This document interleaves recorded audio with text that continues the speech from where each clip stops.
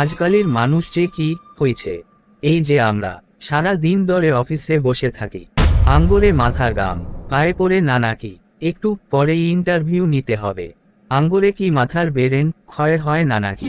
এইসব মানুষ বোঝে না। কথায় আগে এসে মুশের টাকা পকেটে খুশে দিবে, তা না খালি বলে আমি গরিব, আমার কিছুই নেই, অমুকে এসে বলে আমার চাকরির খুব প্রয়োজন। এইসব বললে আর হবে নাকি? তাইলে কোন তো দেখি, আমারটা কে দেখবে? খালি নিজেরটাই বসে। এদিকে তো আমার বউয়ের সামনে যাওয়াই যায় না, বউয়ের খালি ছানের উপর ছান। না, অনেক হয়েছে। রামা, কোথায় গেলি? হ্যাঁ স্যার বলেন। ইন্টারভিউ দিতে আসা লোকদের একজন একজন করে ভিতরে আসতে বল। হ্যাঁ সাহেব, যাচ্ছি। এই যে শুনছেন, স্যারে আপনাকে ভিতরে যাইতে বলছে। স্যার, আসবো কি? এসেই পড়েছো, আবার বলছো আসবো কি? ঠিক আছে, বসো। আচ্ছা, তোমার নাম কি? স্যার, আমার নাম রাজু। আচ্ছা, এখন আমি তোমাকে প্রশ্ন করব, তুমি কি প্রস্তুত আছো? হ্যাঁ স্যার, আমি প্রস্তুত আছি। আচ্ছা বলো তো, একজন দেশপ্রেমিকের নাম। এই ধরুন মহাত্মা গান্ধী। শালা তো দেখি প্রথমটাই শুদ্ধ উত্তর দিয়ে ফেললো।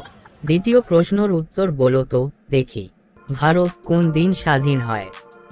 স্যার, 1945 সালে হব করে 1947 সালে স্বাধীন হয়। এটাও না শুদ্ধ উত্তর দিয়ে ফেললো। একে তো আটকাইতেই পারছি না, দেখি কি প্রশ্ন করা যায়। এমন প্রশ্ন করব না, পায়জামা নষ্ট করে ফেলবি। তুমি যদি একটি ফল হও তাহলে কোন ফল হতে এবং কেন? আমি তরমুজ হতাম, কারণ আমি সব সময় ঠান্ডা থাকতে চাই। যদি তুমি একটি প্রাণী হতে চাও তাহলে কোন প্রাণী হতে এবং কেন? আমি বিড়াল হতাম, তার কারণ তারা সারাদিন ঘুমায় আর খায়। হায় রে হায়, এর কাছে না উত্তর তৈরি থাকে, কোনো মতেই এক আটকানো যাচ্ছে না। তোমাক শেষ প্রশ্ন করব, সঠিক উত্তর দিতে পারলেই তোমার চাকরি পাক্কা। প্রশ্ন করুন তো। তোমার ইন্টারভিউয়ের সবচেয়ে অদ্ভুত অভিজ্ঞতা কি? একবার আমি ইন্টারভিউতে গিয়েছিলাম, আর বোর্ডের সদস্যরা আমাকে চায়ের কাপ নিয়ে নিজেদের মধ্যে আলোচনা শুরু করলো। 1 ঘন্টা পরে জানতে পারলাম আমি ভুল কোম্পানিতে গিয়েছিলাম। তাইলে বন্ধুরা, প্রশ্ন এবং উত্তর এখানেই শেষ। তাইলে বলুন, ভিডিওটা কেমন লাগলো কমেন্ট করে জানান। তার সাথে সাথে চ্যানেলটা সাবস্ক্রাইব করে আমাদের সাথে থাকুন। ধন্যবাদ।